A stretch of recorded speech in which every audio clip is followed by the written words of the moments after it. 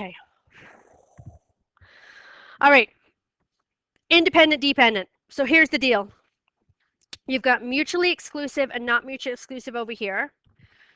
We've got independent and dependent over here. You can have a mutually exclusive event that's also independent.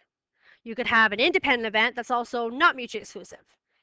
Those four concepts, independent versus dependent, mutually versus not mutually, are four different concepts. Think of it like this. Imagine you have a chart. Mutually exclusive, not mutually exclusive. Independent, dependent. I can give you lists of events that would fit in any one of those four. So you can have, so this is no overlap. This is overlap. So I can think of independent events that have overlap and independent events that don't have overlap. I can think of dependent events that have overlap and dependent events that don't have overlap. You are going to get a diploma exam question. It will give you two events. So event A is rolling doubles, event B is rolling two odd numbers. And it will ask you, are these events independent or dependent? Are these events mutually exclusive or not mutually exclusive? You're going to get one of those questions. So my job today is to explain to you what the heck independent and dependent are, and then we're going to combine that with the mutually exclusive, not mutually exclusive at the end. So a lot of language, but we'll get there, okay? So independent events, these are events that have no effect on each other.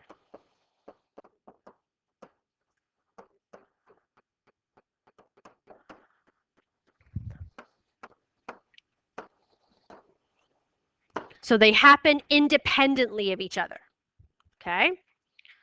So the event, the probability event B does not depend on whether or not event A occurred, okay? So a card is so a coin is tossed 3 times and a 6-sided dice is rolled. Does the outcome of tossing a coin have any effect on the outcome of rolling a dice? No, they don't have anything in common, so they're independent events. A card is chosen. The card is replaced, and then a second card is chosen.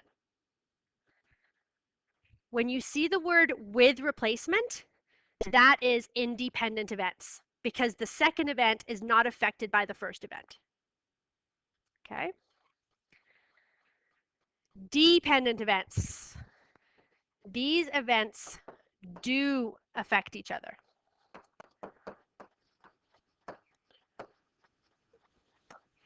So, you put 3 marbles in a bag.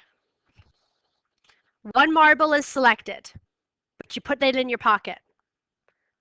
Now how many marbles are in the bag? 2.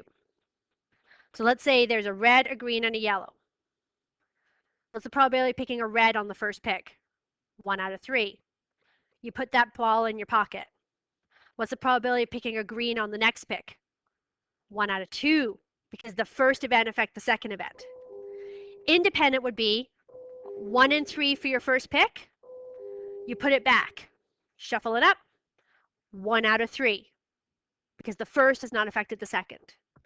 You are literally going to look for the words with replacement versus without replacement.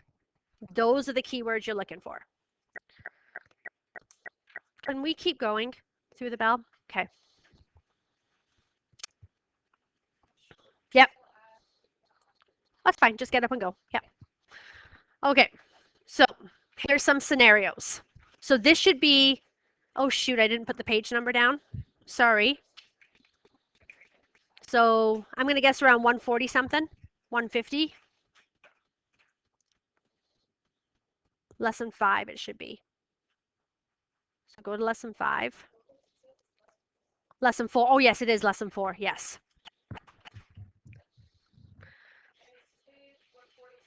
I was close. Whoops.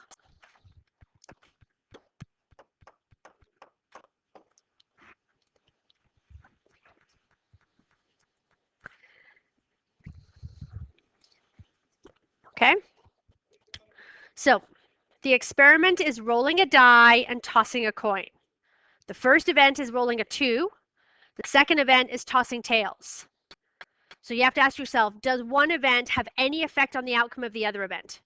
No, so these are independent. Okay.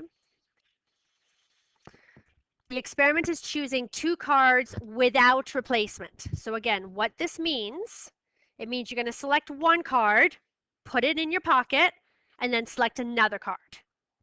So the first time you pick, there's 52 cards to pick from. How many is there to pick the second time? 51. Okay, so the first event is getting a king. The second event is getting another king. This is dependent. What makes it dependent is that you're not putting the first card back. It doesn't have anything to do with the fact that it was 2 kings. That's irrelevant. The experiment is choosing 2 cards with replacement. So again, you're going to put the first card back before you select the second card. So this one is going to be independent. Okay. Straightforward enough? Okay, that second sheet I handed to you has the word conditional probability at the top.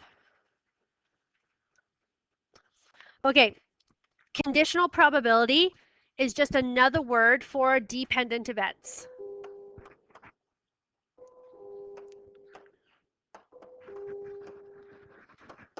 So you'll rarely hear me use the word conditional probability. The reason why it's called conditional is because the chances of the second thing is based upon the chances of the first, because the first is affecting the second. There is a special notation for it. It's right here. This. So B/A means the probability of event B given that A has already happened.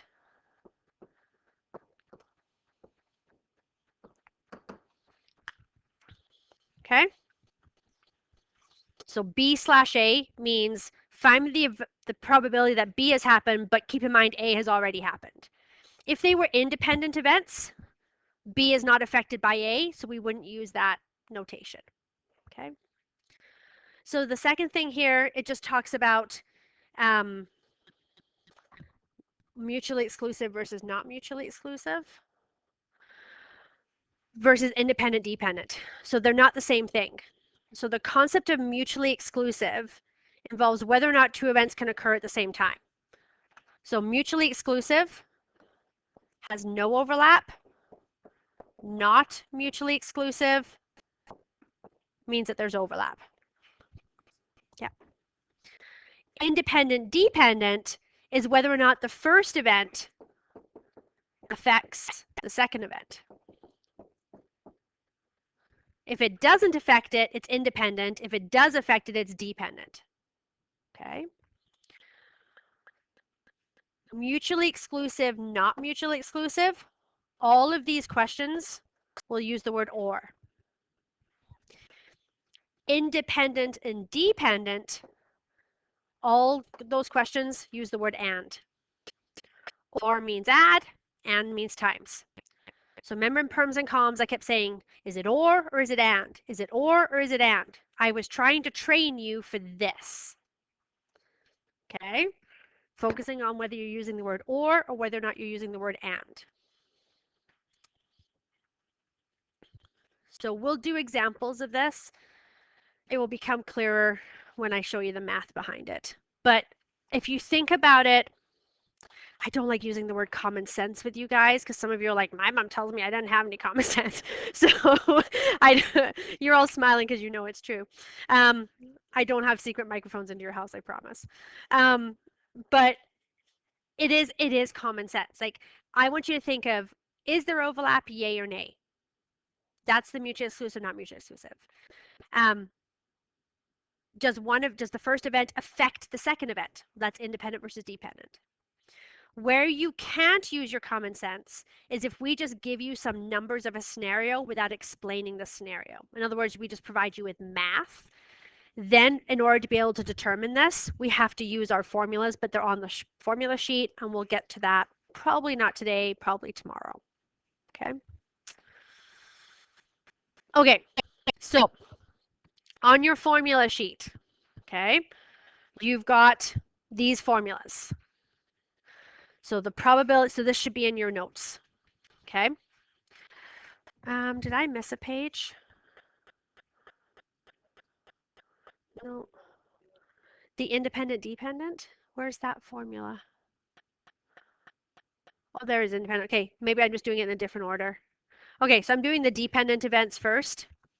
I don't know what page we're on. I'm going to guess around 148, 149. Okay, so dependent events. So this is where if you're looking for event A and event B. So and means times. So all of your questions will have the word and in them. So all you do is you multiply the probability of A times by the probability of B. But remember, B has been affected by A. So that's why we just use that symbol. But look, all you're doing is this. Probability of A times by probability of B. That's all you're doing. Okay? And means times. So don't let this funky thing here just times everything. Okay? Notice we're not subtracting off overlap or anything like that. It's just times. Okay? So 2 cards are drawn without replacement. Okay? Determine the probability of the following events. Both cards are red. So this means probability of red and, so first red, second red. So and. It's not red or red, it's red and red. Okay, how many red cards are there in a deck? 26. So you got 26 out of 52 chance of getting the first red. Now you're not going to put that card back in the deck. You're going to take out the Queen of Hearts. She's the best one. How many cards, how many hearts now do you have left in the deck? 25 out of a total of how many cards left? 51. So B is affected by A. That's all this symbol means. Okay? Because there's 26 red cards in the deck out of 52. You're not going to put that first red card back. So now you've got 25 cards left out of a total of 51. Okay? So when you're doing dependent, it's both the numerator and the denominator that will change. Okay? The first card is a king and the second card is a 5. Okay, how many? So first is king. First is king. And second is 5. Okay, how many kings you got in your deck? 4 out of 52. So you take out the king of spades. He's gone. So how many 5s now do you have in the deck? 4. But how many cards do you have left to pick from? 51. You're talking yourself through these. Okay, slow and steady wins the race every single time. Neither card is a club. So again, probability that the first is not a club and the second is not a club. Okay, so here's our deck of cards. So how many cards are clubs? 13, right? 13 are clubs. So how many are not clubs? 39. 13 plus 13 plus 13. So how many are not clubs? 39 out of 52. Now we're not going to put that card back. So we have 51 cards left to pick from. So let's say I pulled out the 4 hearts. Now how many cards do I have that are not clubs? 38. By the way, I'm going to assume you can all plug this in on your calculator, right? That's why I'm just going through setups.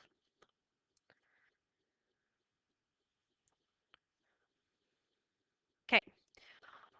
One of the cards is a king and the other is a 5. Okay. Do you notice what changed in this question? I didn't say first is king, second is 5. So what we have to do on this one is you have to go, okay, first is king and second is 5. Or the first is the 5 and the second is a king. Talk yourself through it. You can do this. And as you're talking, write out the math.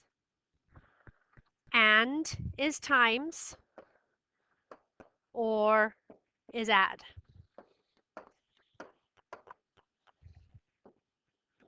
How many kings in a deck? 4. I'm going to put that king of hearts in my pocket. How many cards are now left in front of me? 51.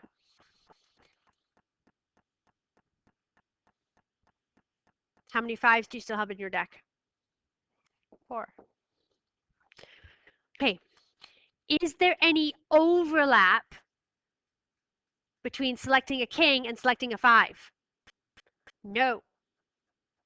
So these would be mutually exclusive, but they're dependent because one's affecting on the other. Saying both cards are red. Is there overlap between the red cards and the red cards?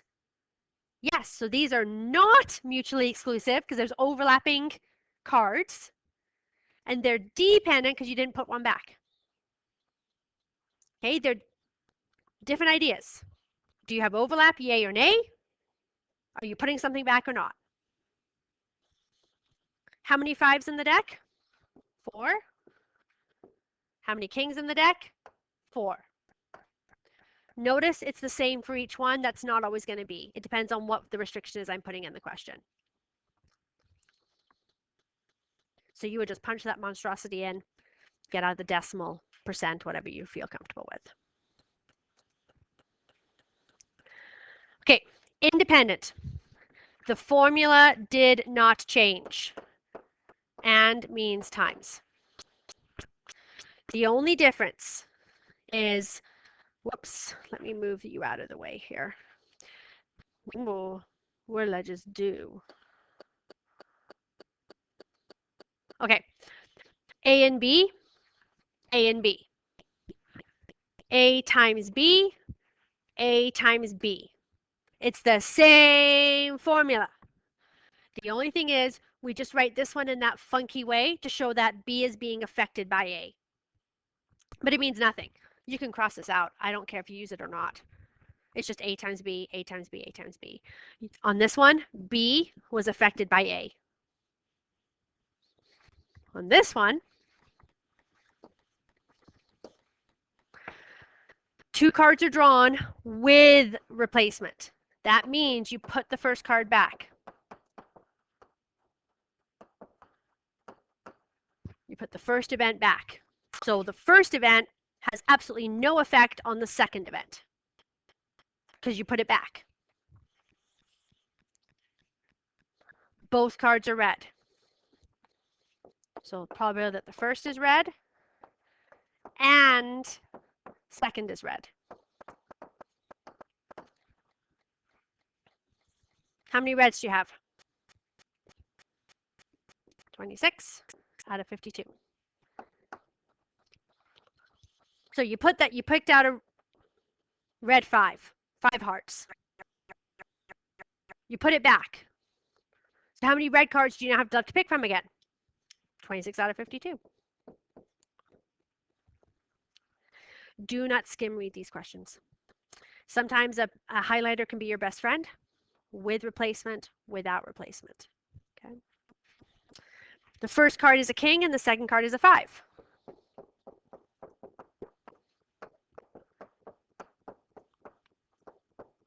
Okay, we already know there's 4 kings in the deck. We already know there's 4 5s in a deck. What's the only thing that changes here? It stays out of 52 instead of becoming 51 because I put the first card back.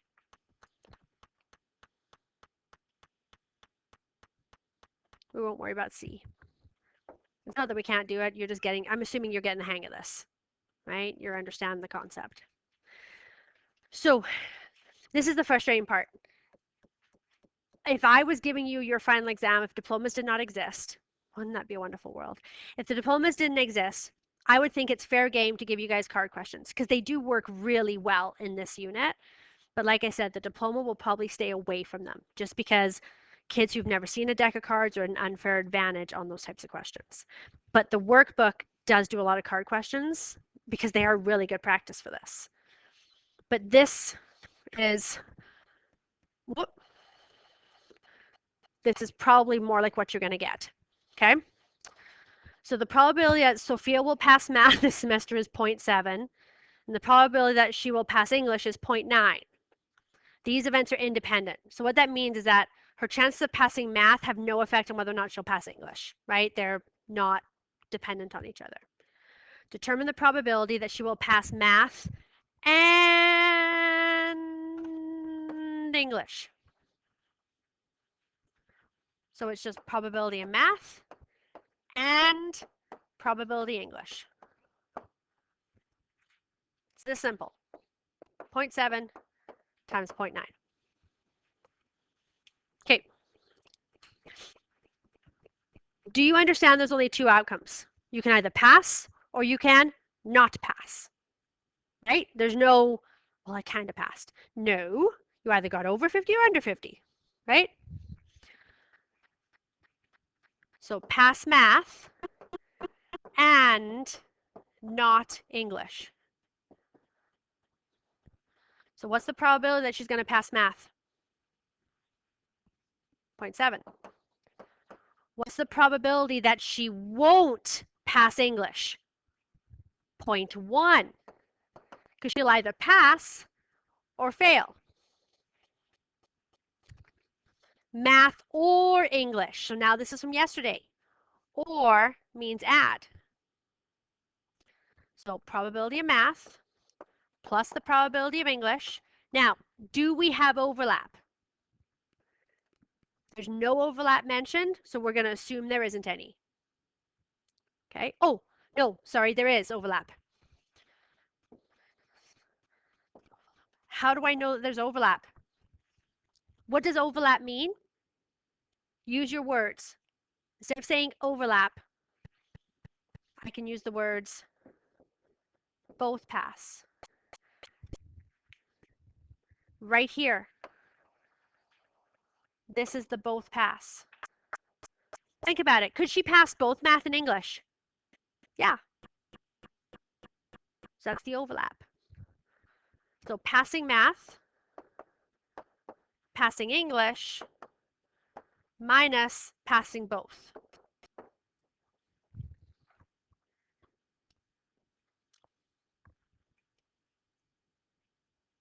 So when you do the OR questions, and the ORs are actually trickier than the ANDs, because AND is just multiply. You have 2 things, you're going to multiply them, okay? Or you have to always check to see if there's overlap. The overlap is the AND. Okay, so if your wheels are turning, and they should, you should be like, oh, hold on, Schnorr. Are you telling me that if a question says this and this, I just have to multiply? Yes. But if it says or, then I have to add, and I might have to subtract off the and. Yes. So mutually exclusive questions, the ors, contain the and. And the and is the independent dependent. So on the diploma, if they give you an or question, 9 times out of 10, it's going to have overlap. Why? Because the overlap is today's lesson. Neither math nor English. So this would be the probability of failing math and probability that you fail English? So and means times.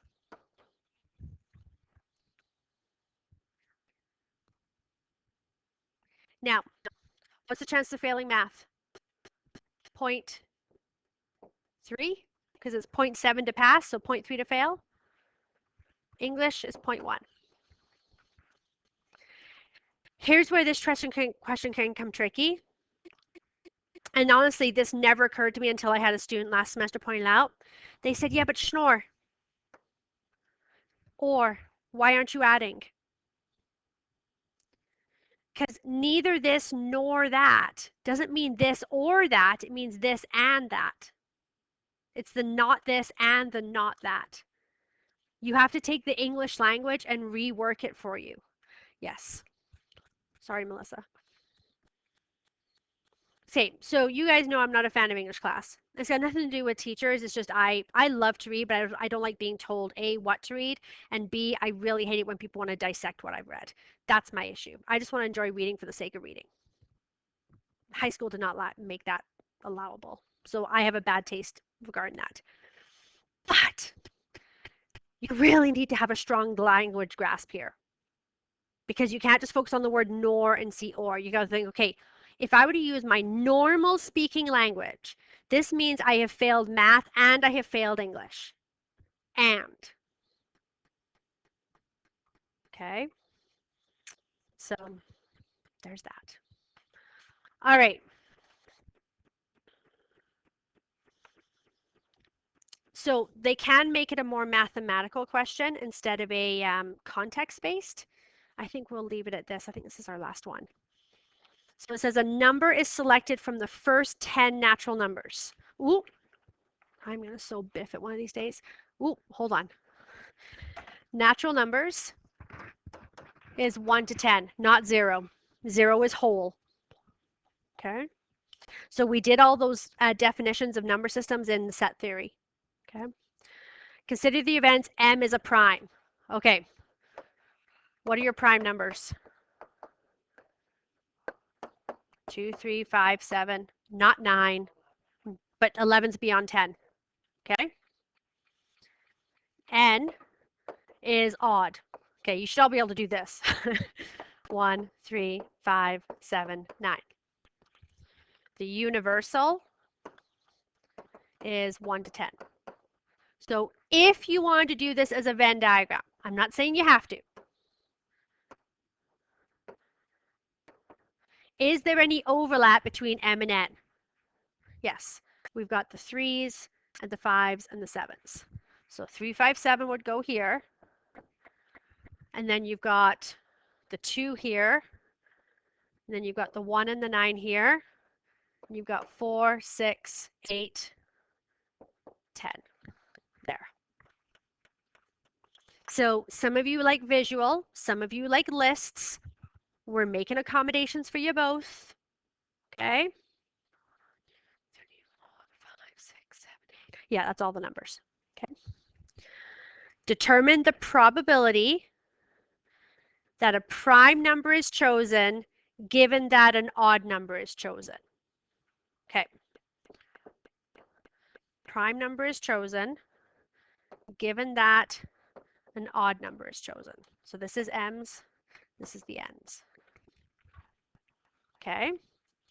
So on your formula sheet,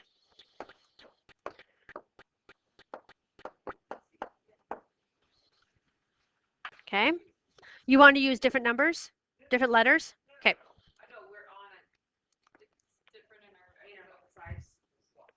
Oh, so we okay? Okay.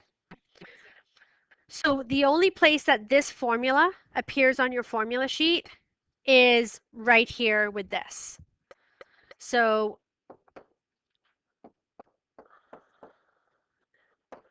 that's what we have to fill in. So on your formula sheet, it's written with A's and B's. I'm just swapping it out to write M's and N's. Okay. So essentially it's saying the probability that N occurs and the probability that M occurs, but N has already happened. Okay. So remember there's 10 numbers, 1 to 10. how many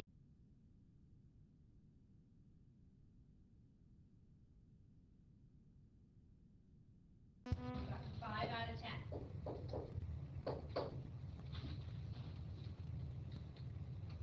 And, so this is in the overlap. How many numbers are in the overlap? 3 out of 10. This is what we're looking for. So, Algebra 101. I'm timesing my question mark by 5/10. So how do I move to the other side? 5.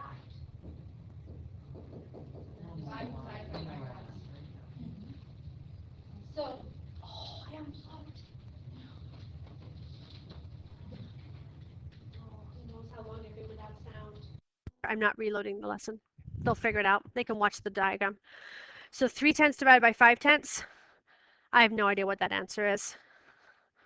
But whatever it is. So if you just go 0.3 divided by 0.5 on your calculator, that'll be the answer. Now, I didn't see any questions like this on the diploma where it's very mathematical. Most of the questions I saw on the diploma were this idea. Okay, not common sense per se, but a little bit of common sense, right?